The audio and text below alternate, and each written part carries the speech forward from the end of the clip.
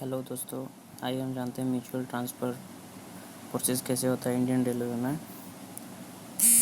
अगर आप mutual transfer apply किए हैं तो सबसे पहले आप इस फॉर्म को 6 सेट कॉपी बनाइएगा, जिसमें पहला एम्प्लॉय का नाम रहेगा या दूसरा एम्प्लॉय का नाम रहेगा।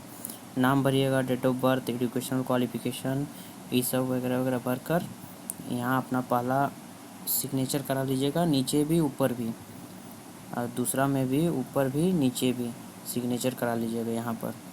ये सिग्नेचर होने के बाद दूसरे सेट में जाएंगे। दूसरे सेट में यहाँ पर पहला एम्प्लॉय का सिग्नेचर होगा, यहाँ पर दूसरा एम्प्लॉय का सिग्नेचर होगा। यहाँ पर अपने स्टेशन मास्टर से या अपने हेड से सिग्नेचर करवाएगा स्टेशन के, और यहाँ पर सेकंड स्टेशन के हेड से सिग्नेचर करवाएगा, और नीचे भी एक सिग्नेचर रहेगा हर एक स्टेशन का। तीसरा में आपका यहाँ पर सिग्नेचर रहेगा ओनली, और यहाँ भी सिग्नेचर रहेगा ओनली।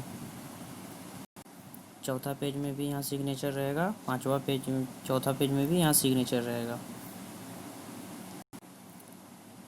पांचवा पेज में आपका पहला एम्प्लॉय का डिटेल पूरा, और सेकंड में यहाँ पर सेकंड एम्प्लॉय का डिटेल, यहाँ पर सिग्नेचर और यहाँ पर सिग्नेचर अटेस्टेड के साथ, और फोटो में भी पहला एम्प्लॉय का अटेस्टेड के साथ सिग्नेचर रहेगा।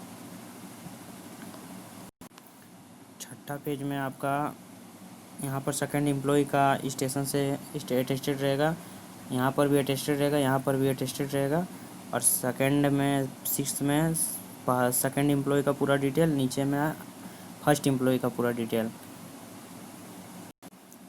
सातवां में आपका जॉइंट डिक्लेरेशन रहेगा। जॉइंट डिक्लेरेशन में भी आप यहाँ सिग्नेचर करा लीजिएगा, हर एक पेज पर अटेस्टेड रहेगा।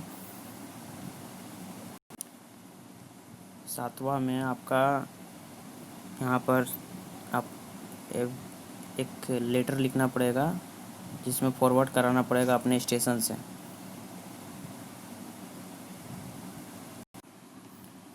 यहाँ म्यूचुअल ट्रांसफ़र फॉर्म फिलअप कर लिए हैं 6 सेट। 6 सेट अलग अलग डिवीज़न में अपना अपना जमा कर दीजिएगा, और फॉरवर्डिंग करा के स्टेशन से डीआरएम ऑफिस में आपके डिपार्टमेंट में जमा कर देना है। 15 दिन के बाद आपका डीआरएम बिल्डिंग का डिपार्टमेंट उस फॉर्म को ट्रांसफ़र सेल में भेज देगा। 15 दिन के बाद आप फिर से वहाँ पर जाके खबर लीजिएगा कि मेरा फॉर्म ट्रांसफ़र सेल में पहुँचा या नहीं पहुँचा है। अगर पहुँच गया है तो ट्रांसफ़र सेल वाला क्या करेगा, अपने बिल क्लर्क को एक सर्विस रिकॉर्ड का जेरोक्स मांगेगा, और एक रिमाइंडर देगा सर्विस रिकॉर्ड का जेरोक्स देने के लिए। अगर आपसे कोई पहचान में है बिल क्लर्क, तो आप उस सर्विस रिकॉर्ड का जेरोक्स तुरंत पहुंचा देंगे तो आपका 20 दिन कम हो जाएगा। इसमें 20 दिन का प्रोसेस लगता ही है। सर्विस रिकॉर्ड का जेरोक्स मिलने के बाद विजिलेंस होता है। विजिलेंस में आपका 15 दिन का समय लगता है।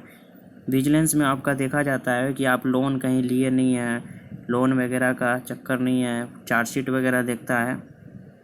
और विजिलेंस से आने के बाद आपका नोट पुटअप होता है, जिसमें 15-20 दिन का समय लगता है। अब ये नोट पुटअप क्या है हम बताते हैं। नोट पुटअप में बड़े बड़े अधिकारी का सिग्नेचर होता है, जैसे एपीओ, टीपीओ, इसी तरह बड़े बड़े अधिकारियों का सिग्नेचर होकर आपका अंतिम में डीआरएम अप्रूवल होता है। अगर डीआरएम अप्रूवल हो गया, डीआरएम अप्रूवल करने के बाद क्या होता है, वहाँ से एक एनओसी बनाता है। एनओसी का हम कुछ दिखा रहे हैं। एनओसी कैसा होता है, एनओसी इस टाइप में होता है, इंटर रेलवे म्यूचुअल ट्रांसफ़र इस टाइप में लिखा रहता है। और ये एनओसी डीआरएम से अप्रूवल करा के डायरेक्ट आपका दूसरा डिवीज़न में भेज देता है। दूसरा डिवीज़न भेजने के बाद आपको एक ऑर्डर नंबर देगा, ऑर्डर निकालेगा ये तुरंत ही बाद। अगर पहुंच जाएगा दूसरा डिवीज़न से, उधर से एनओसी एक्सचेंज हो जाएगा एक दूसरे का, तो एक ऑर्डर निकालेगा। एक ऑर्डर निकलने के बाद वो आपको एक स्टेशन में जमा देना पड़ेगा, और एक जहां पर आप फॉर्म 6 सेट का जमा दिए थे वहां पर जमा देना पड़ेगा। स्टेशन में जमा देने के बाद आपको स्टेशन में, अगर जहाँ पर स्टाफ ज़्यादा हो, ऐसा कोई नियम नहीं है अभी कि जूनियर पहले आएगा सीनियर पहले जाएगा, इस टाइप में कोई ऐसा नियम नहीं है। वहाँ पर जहाँ पर स्टाफ ज़्यादा हो वहाँ पर आपको छोड़ देता है पहले। अगर आपको स्टेशन मास्टर से पहचान हो, कोई आपको हेड से पहचान हो, तो उससे बोलिएगा इस टाइप में, तो वो आपको एक स्पेयरिंग लेटर देगा। वो स्पेयरिंग लेटर इस टाइप में होता है, वो स्पेयरिंग लेटर करके आपको CL वगैरह सब मेंशन करके रहता है। इसमें CL ड्यू इस टाइप में, CL ड्यू करके इस टाइप में बहुत सारे छुट्टी वगैरह का मेंशन रहता है।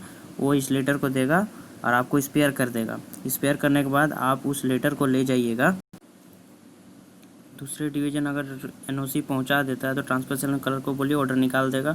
ऑर्डर निकालने के बाद उस ऑर्डर के 2 कॉपी को अपने DRM बिल्डिंग के डिपार्टमेंट में जमा देंगे। सेकंड आप स्टेशन में जमा देंगे। स्टेशन अगर छोड़ेगा तो वो स्पेयरिंग लेटर आप पोस्टिंग क्लर्क को दीजिएगा। वो स्पेयरिंग लेटर जो स्टेशन से मिला वो आप पोस्टिंग क्लर्क को दीजिएगा, और posting clerk final release order निकाल कर देगा। वो भी उसमें भी 3-4 दिन का प्रोसेस लगता है। और वो फाइनल रिलीज ऑर्डर अभी हम आपको दिखा रहे हैं। फाइनल रिलीज ऑर्डर इस टाइप में रहता है, इसमें ये मेंशन किया हुआ रहता है, आपका मेंशन ये किया हुआ रहता है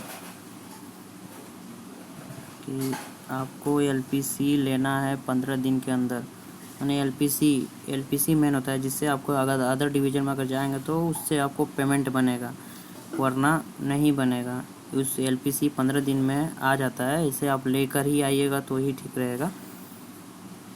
उसके बाद अदर डिवीज़न में पहुंचने के बाद वहां पर एक ऑफिस ऑर्डर देगा। ऑफिस ऑर्डर भी हम आपको दिखा रहे हैं। ये आपका ऑफिस ऑर्डर है, जिससे आप अपने अदर डिवीज़न के दूसरे स्टेशन में जमा कीजिएगा, जिससे आपका वहाँ पर पोस्टिंग हो जाएगा।